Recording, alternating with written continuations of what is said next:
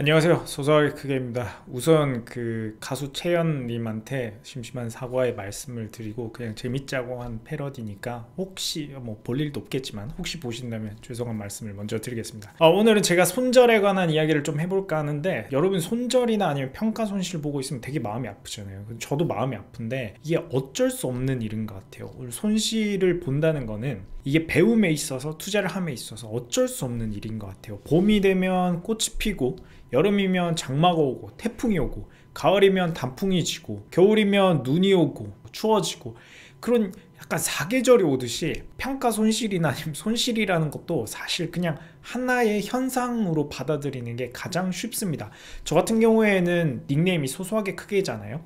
소소하게 잃고 크게 벌자라는 뜻인데, 잃지 않는 투자가 아니거든요.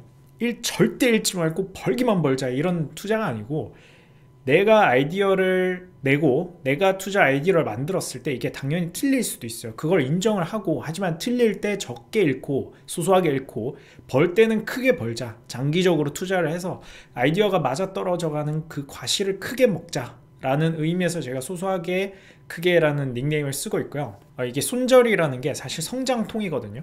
좋은 기업이란 어떤 것이냐 고민하는 과정에서 나오는 어떤 필연적인 과정이라고, 저는 과정이자 결과라고 보고요. 저도 예전에 그 매매했던 내역을 한번 보면 100개를 사고 팔면 거의 한 48개가 손실이더라고요. 52개에서 이익을 보는데 52개의 이익이 이만하고 48개의 손실을 보지만, 손실은 요만해가지고 대충 퉁치면 이익이 손실을 넘기 때문에 제가 장기적으로 계속해서 무한 반복을 하다 보면 돈을 벌게 되는 그런 결과를 내고 있는 것 같습니다. 그래서 100개 중에 48개 손실이 나지만 52개에서 버는 게 48개 손실을 커버하고도 훨씬 더 높게 놔주고 있기 때문에 전체적인 이익을 낼 수 있는 거고요. 여러분들도 평가 손실이나 뭐 그런 거 자체에서 스트레스를 받기보다는 내가 투자 아이디어를 만들었는데 이런 투자 아이디어는 왜 틀렸을까? 내가 어디서 잘못한 걸까? 어디서 실수한 걸까? 이런 걸 복기를 하면서 자기 스스로 좀 단단해지는 훈련을 해보는 게 좋을 것 같습니다. 이게 딱 생각해보면 쉬워요. 막 우리가 어릴 때 갓난애기야. 막 이제 막 태어났어. 태어나가지고 으짜 한번 서볼까 하면서 딱 서진 않잖아요. 그리고 한번 뛰어볼까 하면서 갓난아기가 탁탁탁 뛰진 않잖아요. 맨 처음에 네 발로 기어도 보고, 뭐 탁자에도 부딪혀보고, 식탁에도 박아보고, 소파 밑에도 들어가보고 하다가 한 번 또 일어나려고 시도하다가 부들부들거리다가 실패하고, 이런 과정을 겪잖아요. 그리고 우리가 공부할 때도, 수능 칠 때도 마찬가지야. 처음 문제를 풀었는데 무조건 100점 나오는 사람이 어디 있어요. 무조건 틀리기도 한단 말이죠. 무조건 사람은 틀리게 돼 있어. 그 틀린 거를 토대로 오답 노트를 만들고 내가 어디서 틀렸는지, 그럼 풀이 과정은 어땠는지 다시 한번 복기를 하면서, 복습을 하면서 나를 조금 더 발전시키는 지식을 갖추고 좀 더 점수를 높이기 위해서 훈련을 하잖아요. 그러다가 마지막에 수능 시험에서 나의 모든 걸 털어내고 높은 점수를 받고, 그런 과정을 겪는단 말이죠. 여러분들의 계좌에 있는 찍혀있는 그 평가 손실이라든지 아니면 옛날에 실현 손실, 그런 것들은 다 하나의 과정이라고 보시는 게 마음이 편합니다. 뭐 연애에 있어서도 마찬가지예요. 뭐 처음부터 연애를 어떻게 잘하겠습니까? 사람한테 딱 가가지고, 내가 마음에 드는 사람이야, 그냥 첫사랑한테 가가지고 야 나랑 사귀자 했는데 막 처음부터 막 오케이 그래 좋아 하고 사귀는 사람이 잘 없잖아요. 처음엔 다 아픔도 겪어보고 이별의 슬픔도 겪어보고, 그러면서 이제 서로 단단해지고 나중에 결혼이라는 결실을 맺는 것처럼 뭐 그런 건데, 손실도 마찬가지예요. 에? 첫사랑이랑 결혼했다고요? 또 뭐 그런 사람도 있죠. 내 남자친구 내 여자친구 내가 첫사랑이라던데. 진짜? 여튼 제가 하고자 하는 거는 처음부터 잘할 수 없다는 거예요. 처음부터 기업에 기반한 투자를 하더라도 시행착오를 겪을 수밖에 없습니다. 어떤 경영자가 좋은 경영자인지 처음부터 알 수는 없어요. 시행착오 겪으면서 이런 경영자들은 이렇게 경영을 잘해왔구나, 뭐 서서히 공부를 하는 거거든요. 그리고 경쟁력 있는 제품의 특징 또는 경쟁력 있는 산업의 특징, 회계적인 이슈는 어떻게 보는지 차근차근 공부해 나가면서 이런 지식의 축적을 만드는 거예요.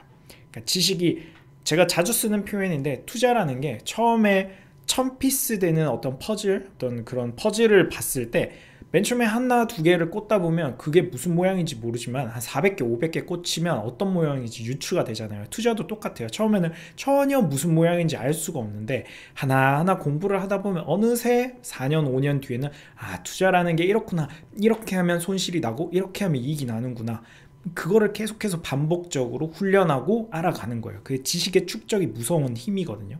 손절이라는 거는 필연적이고 겁내지는 말되 손실을 보지 않기 위해서 신중하게 투자를 하시기를 바랍니다. 그리고 내가 틀렸으면 꼭 왜 틀렸는지 검증을 해야 돼요. 내가 어디서 실수를 했고 어느 점을 잘못 봤는지 이런 것들을 꼭 검증을 하시면서 점점 더 여러분들을 좀 단단하게 만들어가는 과정이 필요할 것 같습니다.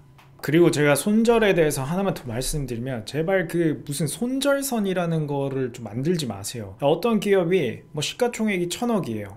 근데 내가 생각하는 이 기업의 가치는 2000억이에요. 그러면 되게 싸잖아요. 안전마진이 1000억 정도 있는 건데, 그럼 내가 이게 이 회사 지금 1000억에 거래되고 있는데 이게 내가 사고 나서 5% 떨어졌어요. 그럼 950억이고 내가 생각하는 기업의 가치는 2000억이에요. 그럼 더 싸진 거잖아요. 1000억짜리가 950억 됐으면 나는 이 회사를 2000억이라고 생각하는데 950억까지 더 떨어졌으면 더 싸진 거잖아요. 근데 왜 손절을 하는 거예요?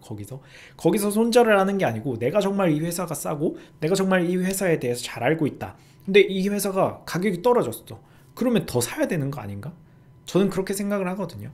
그러니까 이 사람이 어디에 주안점을 두고 투자를 하냐에 따라 달려 있는데, 만약에 여러분들이 막 단타나 테마주나 치고 차트나 보고 이렇게 투자를 한다라고 하면 그런 손절선을 지켜야 되는 건 맞아요. 왜냐하면 그거는 거의 약간 제로섬에 가까운, 그런 약간 카지노 도박에 가까운 그런 매매법이고, 그러면 버는 건 5%, 손절은 2% 이런 식으로 무한 반복을 한다는 그런 과정을 거치는 건데, 그게 아니고 여러분들이 정말 기업 가치에 기반을 하고 기업이 이렇게 성장할 거다, 그거 지금 내가 생각하기엔 이 기업은 저평가돼 있고 나중에 좀 더 사람들이 알아주면서 고평가 받을 수 있다, 지금 가격보다 훨씬 더 높은 가격에 거래가 될 수가 있다라고 믿고 있으시다면 이게 손절 라인이라는 게 없는 거예요. 그래서 저는 일단 손절 가격을 말하는 사람이랑은 저는 상종을 잘 안 합니다. 그냥 뭐 10,000원짜리가 뭐 시가총액 1000억짜리, 뭐 2000억짜리가 더 싸졌으면 더 사야 되는 건데, 조금 떨어졌다고 해서 갑자기 이제 손절을 쳐야 된대요. 2% 손절 라인,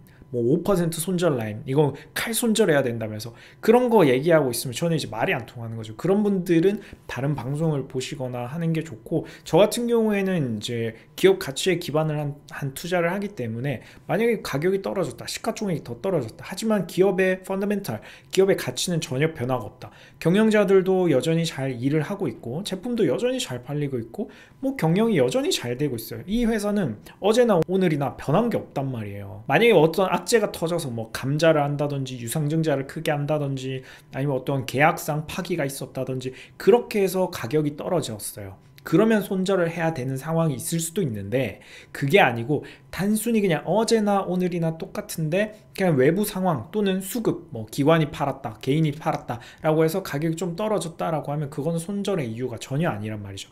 기업의 펀더멘털에 영향을 주는 사건들, 계약 해지, 아까 말씀드린 감자, 유상증자 또는 뭐 합병을 했는데 굉장히 불공정 합병을 한다든지 이런 상황들이 펼쳐져서 기업의 펀더멘털에 영향을 주는 거라면 손절을 해야 되지만, 그래서 가격이 떨어진 거라면 손절을 해야 되지만, 그게 아니고 진짜 뭐 전혀 상관없는 그냥 어제나 오늘이나 똑같은데 그냥 일시적으로 뭐 왔다 갔다 하는 거는 비일비재하거든요. 그럴 때는 손절 라인이라는 게 전혀 필요가 없습니다. 가치 투자자한테는 손절은 그렇게 해서 나가는 게 아니고, 아까 말씀드린 어떤 펀더멘털에 영향을 주는 거가 있을 때만 손절을 하는 거고요. 그래서 내가 손절을 할 때는 절대 가격을 보고 손절을 하는 게 아니고요, 기업을 보고 손절을 하는 거라는 걸 꼭 명심해 주셨으면 합니다. 여러분들 그 인터넷이나 어딘가에서 말하는 그런 손절 라인이라는 걸 절대적인 지표가 아니고 그런 거를 좀 멀리 하셨으면 좋겠어요. 저 같은 경우에 요즘에 경제방송, 증권방송 너무너무 많아졌어요. 유튜브에도 보면 그런 막 경제방송, 막 증권방송 이런 게 엄청 많아졌는데, 거기서 막 손절은 얼마야 하셔야 되고요, 뭐 전화로 상담하는데 막 손절 라인 그어주고 차트 해가지고 21선이 어떻고 이게 61선을 뭐 지지를 해주면 여기서 반등을 할 수 있고, 이런 너무너무 이런 쓸데없는 말들이 난무를 해가지고 제가 사실 유튜브 하면서도 좀 우려가 돼요. 여러분들이 그런 방송까지 보셔가지고 노이즈가 만들어질까봐, 소음이 만들어져서 어떤 손절에 대한 잘못된 생각 또는 기업에 투자하는 거에 대한 잘못된 생각을 가지실까봐 상당히 좀 우려스러워요. 여러분들도 기업 가치, 기업에 기반한 그거를 공부를 많이 하시길 바랍니다. 가격 차트 지표, 증권방송, 그러니까 뭔가를 나한테 팔아야 되는 사람한테 집중을 하지 마시고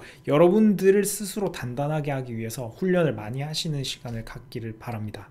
언젠가는 손절없이 항상 익절만 하는 그런 투자자가 됐으면 좋겠습니다. 감사합니다. 소소하게 크기였습니다.